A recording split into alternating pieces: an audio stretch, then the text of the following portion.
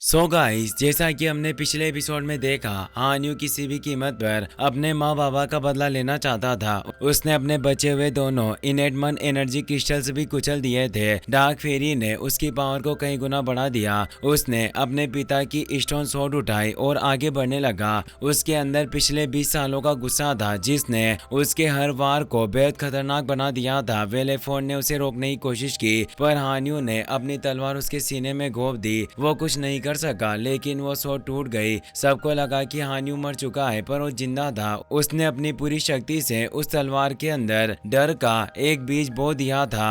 वेलेफोर्ड ने जब उसे छुआ तो उसे एक तीव्र डर ने जकड़ लिया और एक फॉर्मेशन एक्टिवेट हो गया। हान्यू ने सभी नाइट्स की पावर के साथ ये हमला किया था। यह वार इतना भयानक था कि वेलेफोर का एक अंश भी नहीं बचा और वो पूरी तरह से खत्म हो गया। सभी इंसान खुश थे कि उन्होंने जीत हासिल कर ली, पर हान्यू की हालत बहुत खराब थी। वो धीरे धीरे मर रहा था, मगर वक्त रहते हाओचेन ने सोल चेन का इस्तेमाल किया और सभी की पावर के साझा होने की वजह से उन्होंने उसकी आत्मा को बचा लिया। लेकिन अब असली खूनी खेल शुरू होने वाला था। एक ऐसा नरसंहार जिसमें आने वाले 7 दिनों में डेमन इंसानों की लाशें बिखेरने वाले थे। इसके लिए पहले ही 100 इंसानों को चुन लिया गया था, जो इस स्टार डोमेन डेथ अरीना में मौत तक लड़ने वाले हैं। पर हाउचेन की पूरी टीम के साथ साथ कई मासूम लोगों के शरीर पर भी स्टार मार्क एक्टिवेट हो गया था, यानी शैतानों ने मासूम इंसानों की भी मौत की तैयारी कर रखी थी, जिससे आबाओ बेहद खुश था। अब हम वास्को को देखते हैं, जो स्टार पावर का इस्तेमाल करके डीमन पिलर को बाहर ला रहा था, पर ऐसा करते हुए उसे बहुत दर्द हो रहा था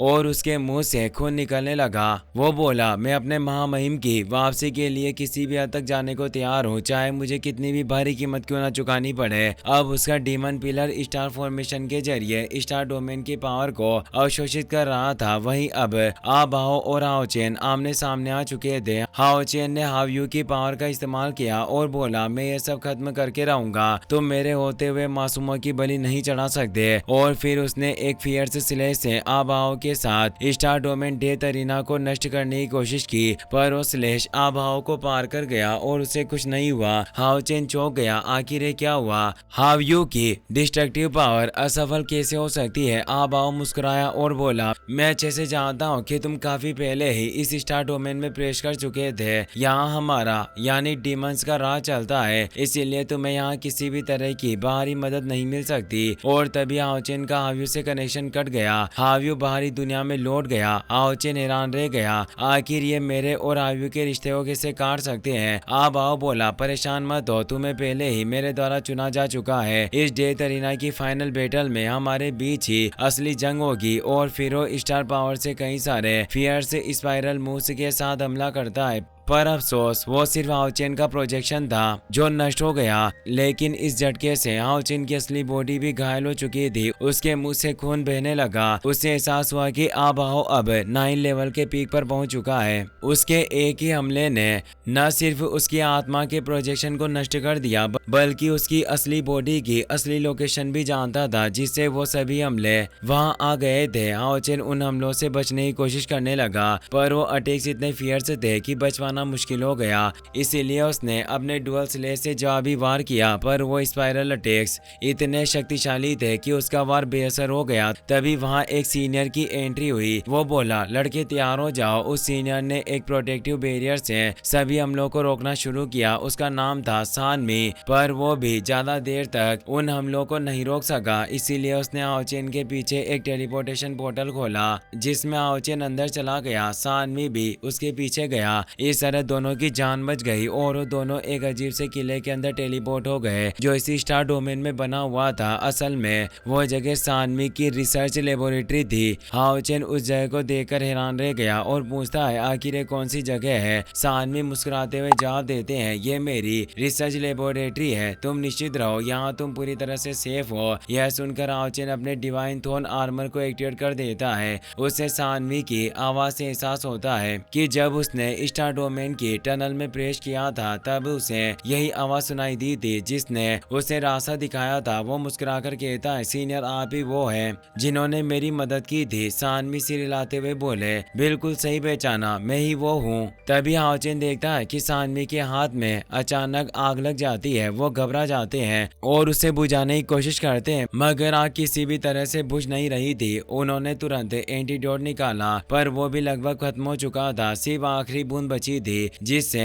उन्होंने किसी तरह आग बुझा दी। वो चैन की सांस लेते हुए बोले, वाकई आज तो मैं किस्मत वाला निकला वरना पूरी तरह नष्ट हो जाता। हाओचेन ने कहा, सीनियर जब मैंने इटर्नल टनल में प्रवेश किया था मुझे एक आवाज सुनाई दी थी जो मुझे गाइड कर रही थी। वो आप ही थे ना? सानवी मुस्कुराए, हाँ बिल्कुल, अब वक्त आ गया है कि मैं तुम्हें अपना असली परिचय दूं। मेरा नाम है ये सानवी और मैं एक इटर्नल हीरो हूँ। हाओचेन खुश होकर बोला, मुझे आपसे मिलकर वाकई बहुत अच्छा लगा। सानवी ने हंसते हुए कहा, अरे जरा रुक जाओ, कुछ मत बोलो, मैं तुम्हारा अंदाजा खुद लगाना चाहता हूँ। वो हाओचेन की हाइट, आवाज और शरीर के हर सिग्नल को ध्यान से नोट करने लगे। उन्होंने अपनी डायरी में लिखा, सन ऑफ लाइट के पास 120 इनेट स्पिरिचुअल एनर्जी मौजूद है और वो पहले ही 9th रैंक के 6th स्टेज पर पहुंच चुका है। हाओचेन को यह सब थोड़ा अजीब लगा। वो देखता है कि सानवी अब उसका दिल धड़कते हुए सुनने लगे हैं। उन्होंने गौर से देखा, हाओचेन के सीने में गोल्डन इटर्नल हार्ट धड़क रहा था। सानवी बेहद प्रभावित हुए, मैंने आज तक ऐसा कुछ नहीं देखा। वास्तव में कोई हैरत नहीं कि इटर्निटी एंड क्रिएशन के सिंहासन ने तुम्हें चुना है। लड़के तुम कमाल के हो। फिर उन्होंने मुस्कुराकर कहा, अगर तुम बुरा ना मानो तो क्या मैं अपनी रिसर्च के लिए तुम्हारा थोड़ा सा ब्लड ले सकता हूँ? और तुरंत एक डायनासोर साइज सुई बाहर निकाल ली। उसे देखकर हाओचेन चौंक गया, सीनियर सानवी ये आप क्या कर रहे हैं? सानवी को भी एहसास हुआ कि वो कुछ ज्यादा बोल रहे हैं। उन्होंने सुई को फेंक दिया और बोले, असल में मेरी गलती है, मैं कई सालों से किसी इंसान से नहीं मिला, शायद इसीलिए मैं जरा ज्यादा उत्साहित हो गया। हाओचेन हल्का सा मुस्कुराते हुए बोला, सीनियर मैं आपको यहाँ वापस अलायंस में ले जाने आया हूँ। हमें साथ मिलकर इसे स्टार डोमेन डेथ अरीना के नरसंहार को रोकना होगा ताकि मानव जाति को बचाया जा सके। सानवी गहरी सांस लेते हुए बोले, लड़के अब हम उस दुनिया में वापस नहीं जा सकते। और क्या तुम जानते हो कि उन राक्षसों ने ये स्टार डोमेन डेथ अरीना आखिर खोला ही क्यों?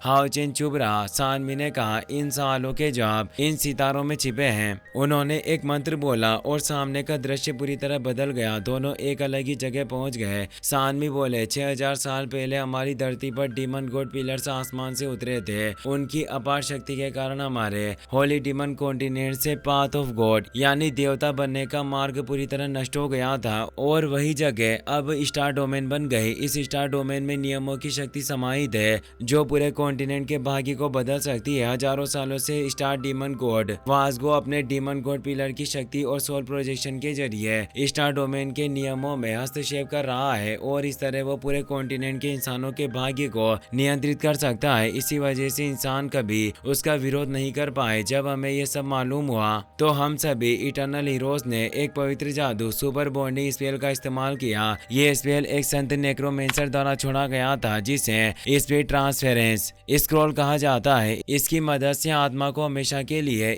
इस स्टार डोमेन में बनाए रखा जा सकता है और इसी वजह से हम सभी नाइट से उसी थोन गेट से यहाँ प्रवेश करते आए हैं। हम आज तक स्टार डीमन गॉड के साथ नियमों की शक्ति के लिए जंग लड़ रहे हैं ताकि मानवता के भाग्य की रक्षा हो सके।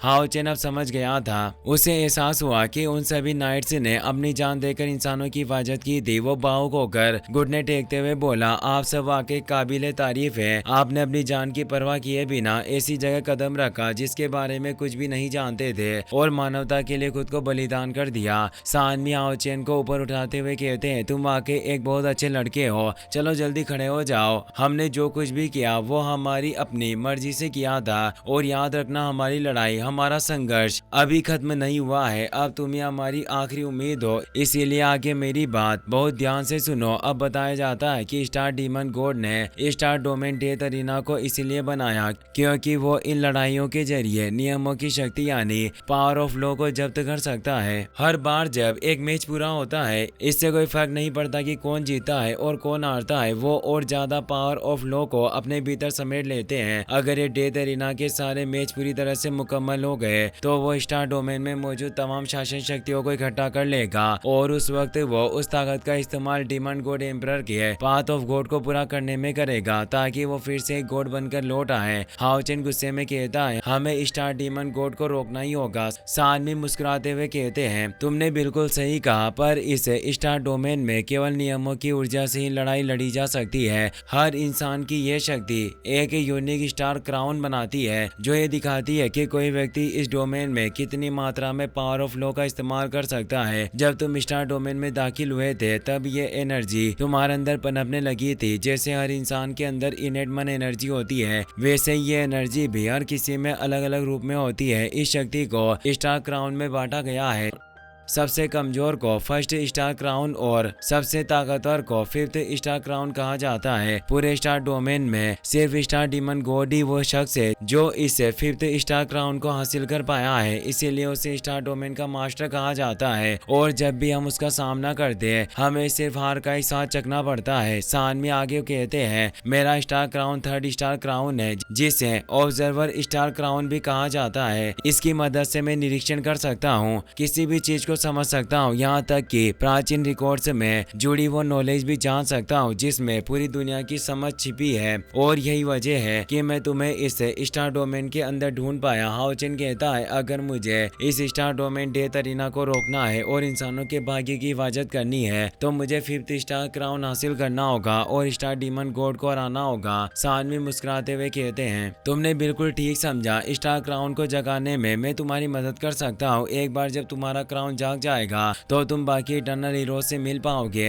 हम सब मिलकर ही इस डेथ एरिना को रोक सकते हैं और एक ही झटके में उस स्टार डीमन गॉड को परास्त कर देंगे। यहाँ तक कि हम पूरी मानवता और उन डीमन जातियों के भाग्य को भी बदल सकते हैं। हाओ चेन कहता है, समय किसी का इंतजार नहीं करता, इसीलिए बिना वक्त गवाए हमें प्रोसेस शुरू करनी चाहिए। सानवी सिर हिलाते हैं और कहते हैं, ठीक है, तुम्हारे स्टार क्राउन अवेकनिंग प्रोसेस अब शुरू होती है।